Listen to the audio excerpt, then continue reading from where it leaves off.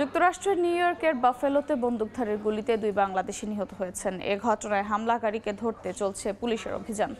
এ বিষয়ে সবশেষ খবর জানাতে নিউ ইয়র্কে আছেন সহকর্মী হাসানুজ্জামান সাকি। সরাসরি যাচ্ছি তার কাছে।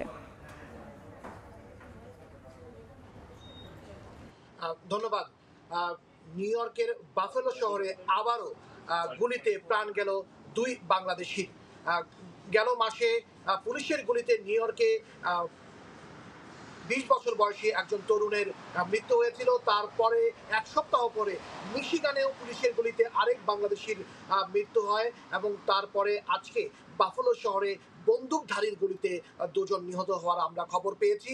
বাফেলো শহর নায়াগ্রা ফলস খ্যাত যে শহর, সেখানে কিন্তু প্রচুর সংখ্যক বাংলাদেশি সেখানে বসবাস করেন এবং সেই শহরে আজকে বিকেল বেলার দিকে এই ঘটনাটি ঘটে এবং সোয়াট টিম এখন এই ঘটনার পরে পুরো এলাকা তারা কিন্তু কর্ডন করে রেখেছে এবং তারা অভিযান চালাচ্ছে, কারণ এখনো পর্যন্ত জানা যায়নি যে 2 বাংলাদেশি গুলিতে নিহত হলেন তারা কিভাবে নিহত হয়েছেন এবং তারা কারা তাদেরকে গুলি করেছে এবং সেই যে বন্দুকধারী তাদের পরিচয়ও কিন্তু এখনো শনাক্ত করা যায়নি।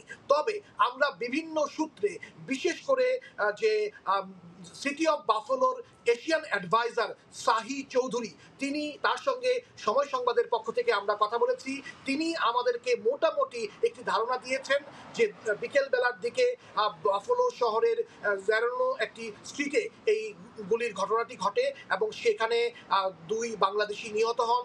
তার মধ্যে একজনের নাম ইউসুফ, অন্যজনের নাম বাবুল এবং 2 জনেরই একজনের বাড়ি সিলেট এবং একজনের বাড়ি কুমিল্লা।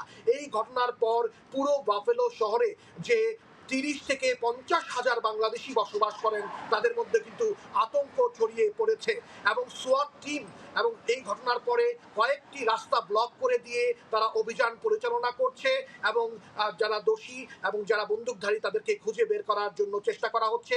ইতিমধ্যে পুলিশ ডিপার্টমেন্ট থেকে ঘোষণা দেওয়া হয়েছে যে এই বন্দুকধারীদেরকে যারা চিনবেন বা তাদের ব্যাপারে যদি কোনো তথ্য থাকে তাহলে যেন পুলিশের কাছে সেই তথ্যগুলো দেওয়া হয়। আপাতত এই ছিল আমার কাছে সর্বশেষ।